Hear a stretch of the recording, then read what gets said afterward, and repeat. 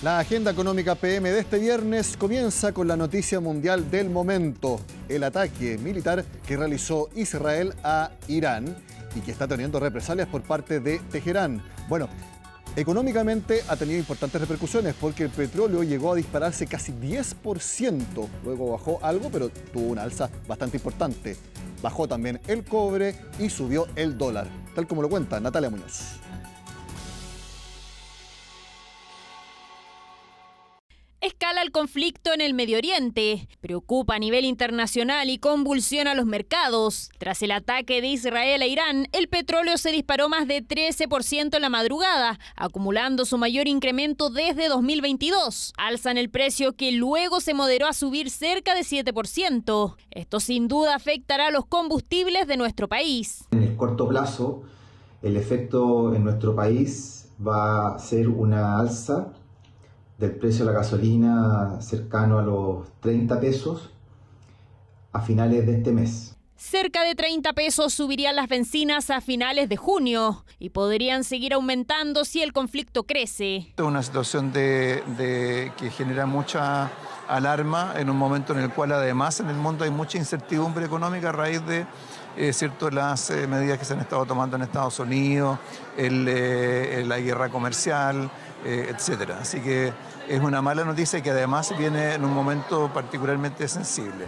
El ataque sacudió los mercados financieros y de materias primas ante la incertidumbre por una posible interrupción del suministro en el Medio Oriente. Debido a que genera expectativas de menores suministros, tanto por el impacto en Irán, que es un agente importante en el mercado de petróleo a nivel global, y también por eventuales represalias que podrían por ejemplo, restringir lo que es el estrecho de Hormuz, donde pasa cerca de 20% del crudo del mundo. Pudiesen dar esta expectativa o por lo menos un escenario en que puedan haber interrupciones en el estrecho de Hormuz y eso puedan afectar la cantidad de stock que puedan estar transándose en el mercado. Por lo tanto, se han disparado frente a este escenario de menor oferta.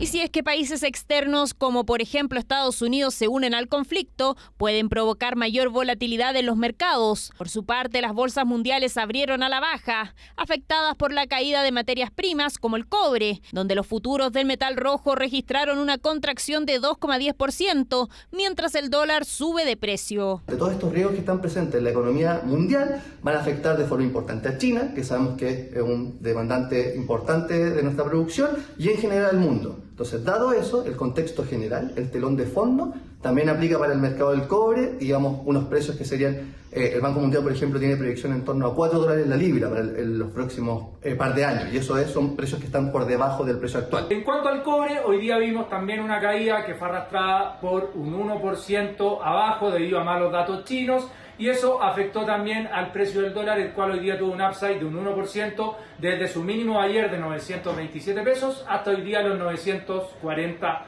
pesos. Eso sí, el dólar ha ido perdiendo parte de su atractivo como moneda de refugio, luego de la política económica de Donald Trump, por lo que inversionistas han decidido refugiarse en el oro, el que subió más de 1%, casi alcanzando máximos históricos. Los inversores tienen que lidiar con dos guerras calientes. Primero Rusia y Ucrania y ahora Irán e Israel. Y al mismo tiempo, esto también se ve eclipsado por otro conflicto comercial que no es necesariamente una guerra comercial, pero podría convertirse en una. Tenemos una fecha límite para los aranceles recíprocos, el día de la liberación del presidente estadounidense Trump, que vence el 8 de julio. Chile tiene una economía abierta, por lo que sin duda afectan los conflictos, donde si escalan los ataques, la incertidumbre económica también crece. Cambiamos de tema porque el martes a las 6 de la tarde el Banco Central va a comunicar su decisión de la tasa de interés. Y tal como ven en pantalla, el mercado apuesta en que no habrá movimientos. Hubo algunas opiniones que opinaban lo contrario de que podría bajar la tasa, pero el mercado está viendo en su mayoría que no.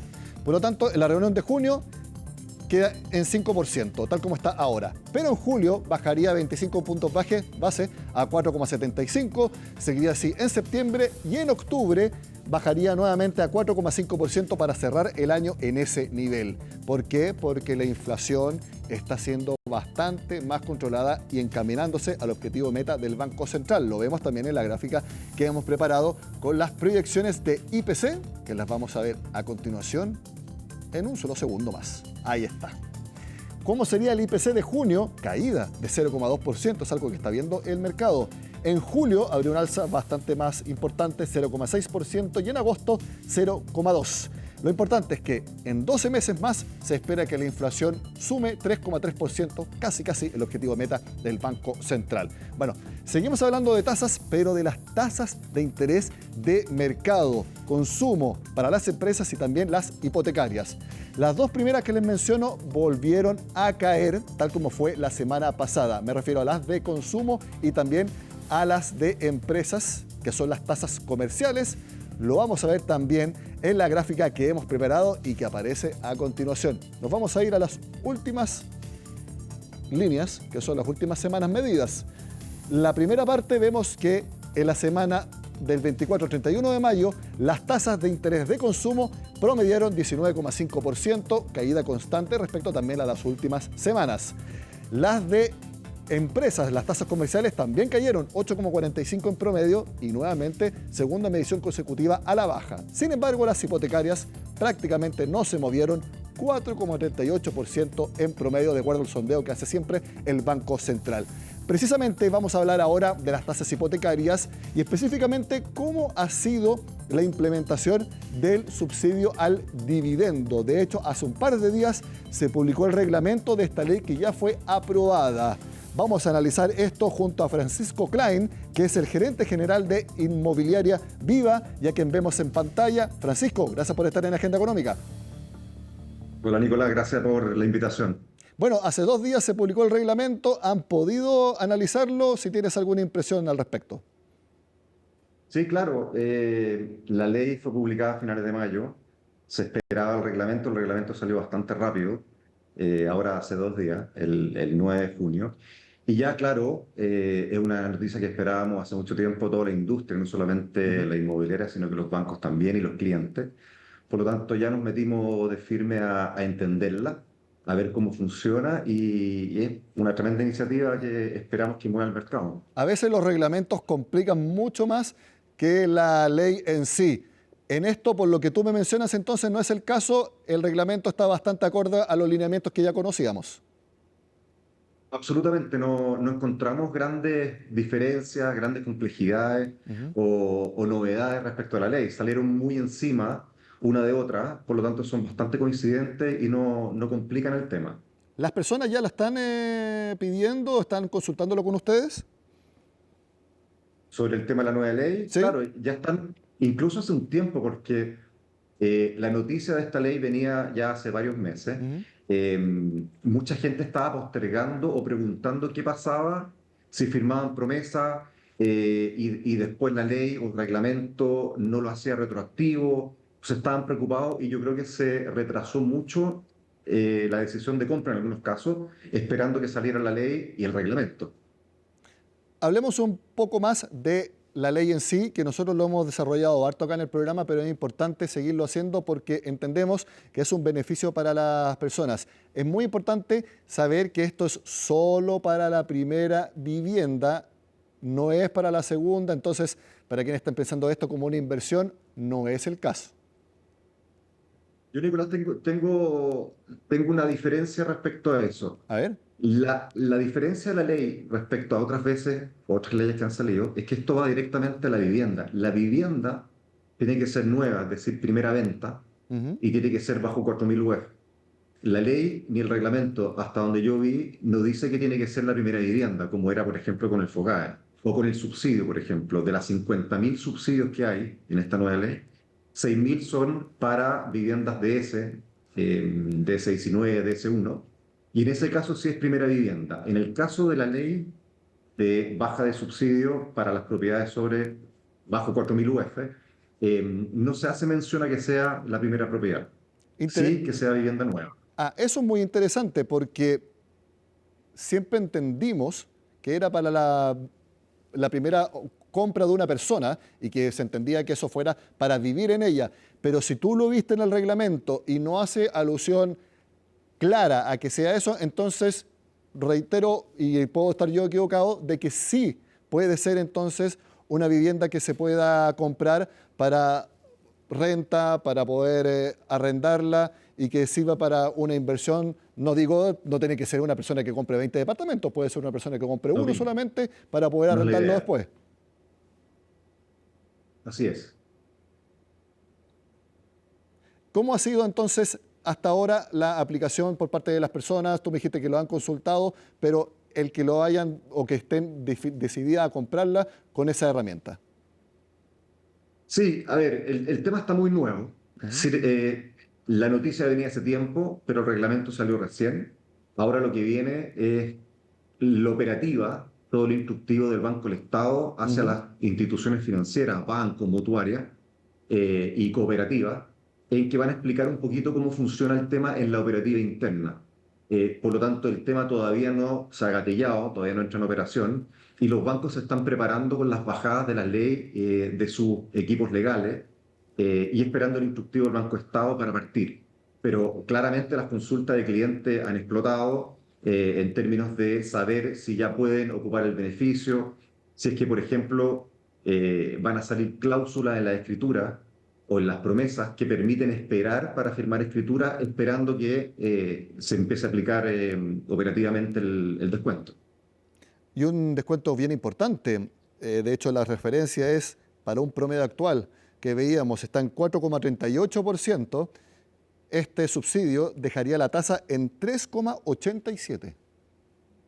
Sí, hay un cálculo que se hablaba de una propiedad 4.000 UF, más o menos al 90% a 30 años, es un descuento en el dividendo de 80.000 pesos, que uno podría pensar que es un valor menor, pero la gente que no ha podido acceder a un crédito, 80.000 pesos de rebaja en el dividendo significa que tienen que ganar 320.000 pesos menos de lo que se les pedía antes para ese mismo dividendo.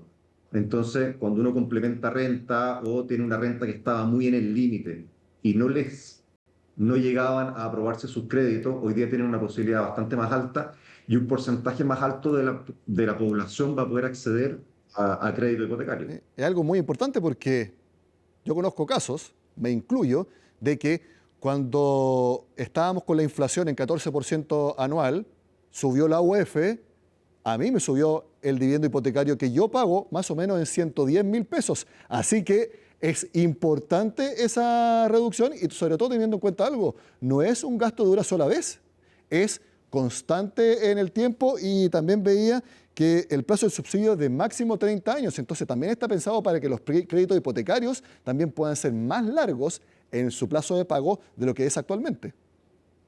No, de todas maneras, es un tremendo beneficio. Yo espero que la gente lo aproveche y que lo tome.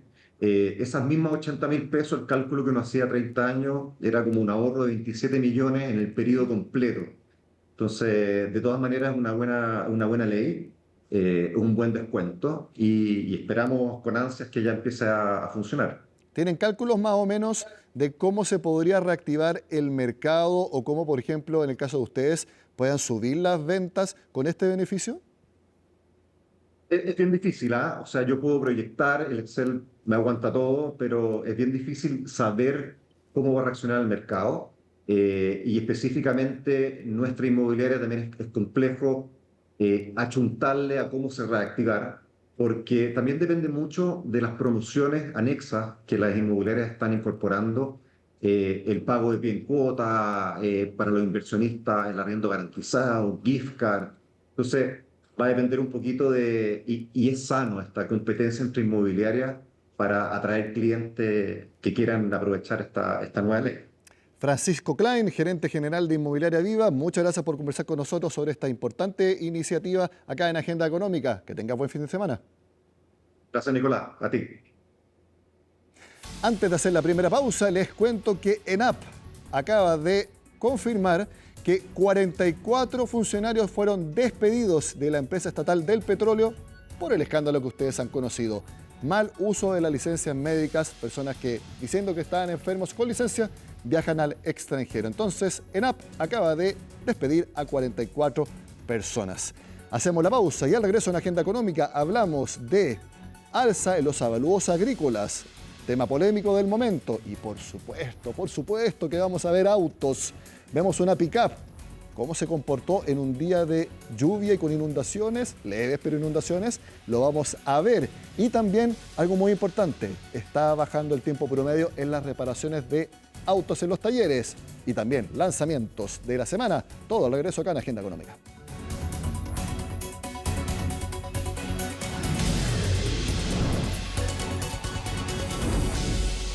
Según un estudio realizado por Tattersall Campos, en promedio los avalúos agrícolas subieron más de 60% en la última actualización.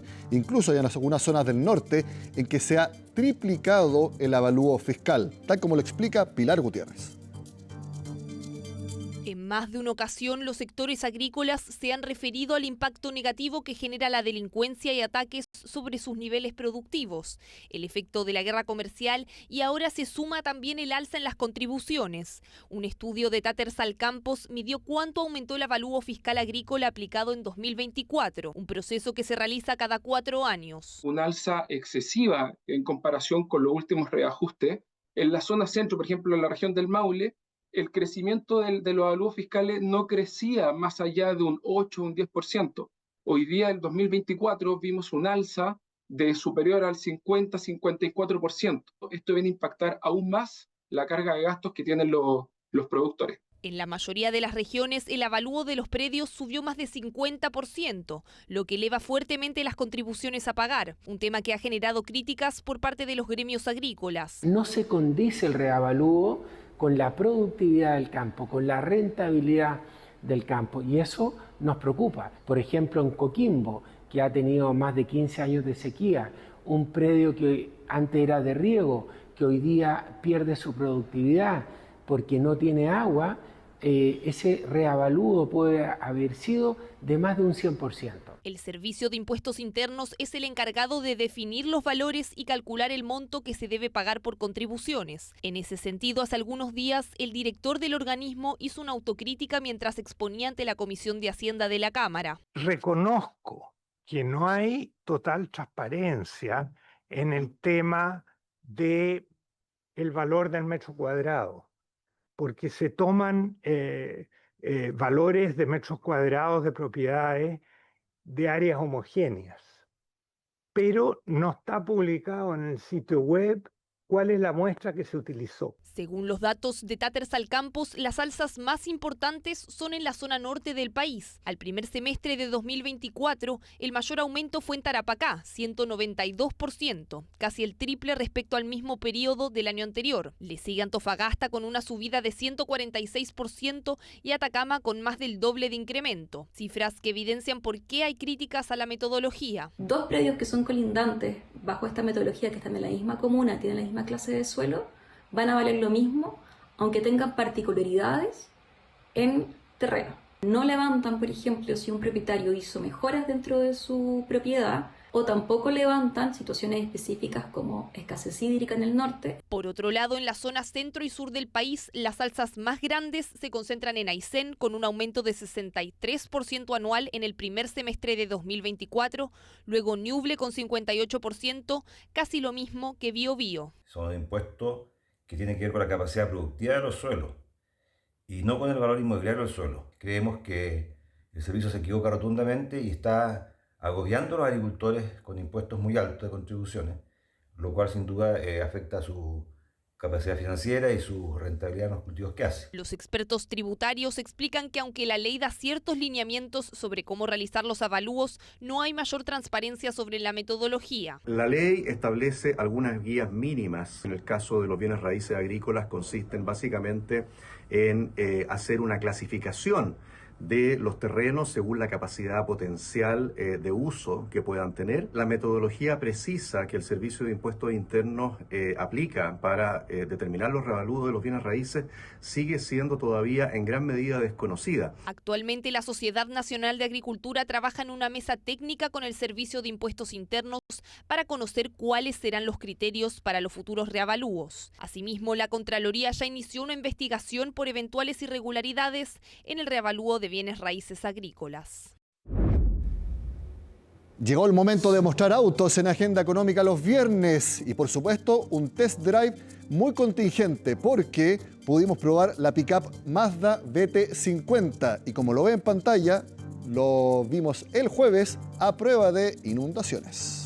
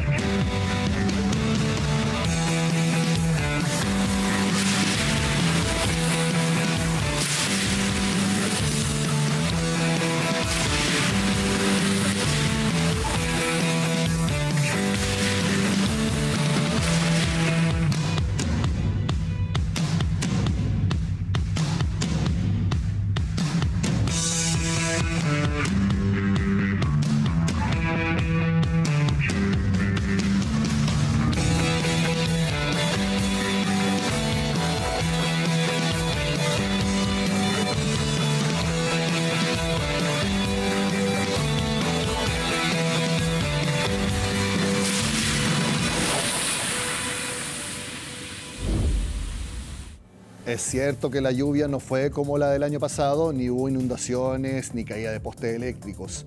Pero valió la pena probar esta pick-up Mazda BT50, porque para eso están las pick-up, para pasar arriba del agua sin problemas. Bueno, seguimos hablando de autos, porque de acuerdo a la Comisión para el Mercado Financiero, está bajando el promedio de días que están demorando las reparaciones de los autos en talleres. Javier Contreras nos explica las razones y también lanzamientos de esta semana.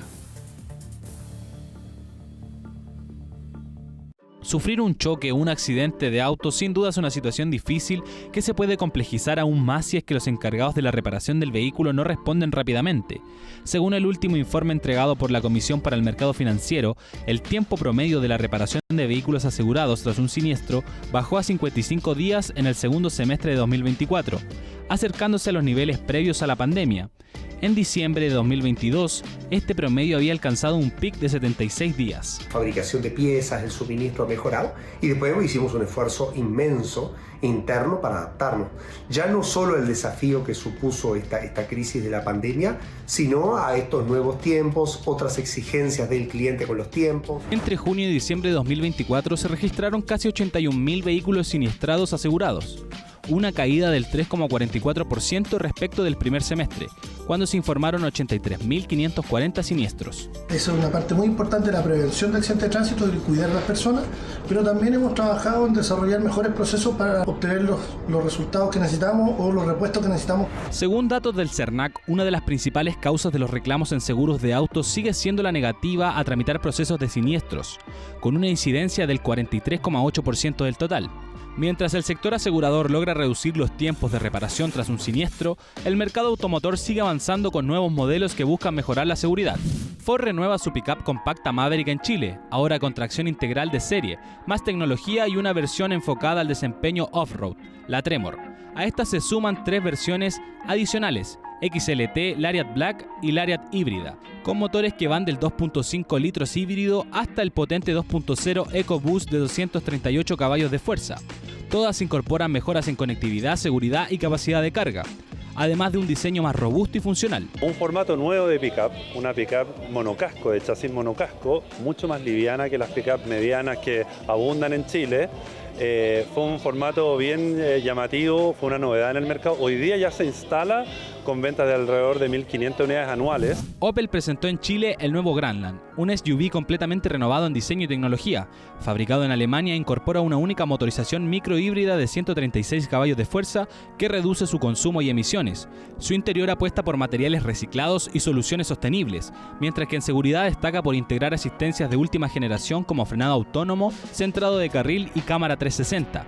Grandland históricamente ha representado alrededor del 10% de las ventas de Opel. Nosotros con este lanzamiento aspiramos a que tenga un 15% de participación, con unas ventas promedio mensual alrededor de 40 autos. Con estas cifras y novedades, tanto la industria automotriz como el mundo asegurador se mueven hacia un escenario donde la experiencia del conductor y la respuesta postventa marcan la diferencia.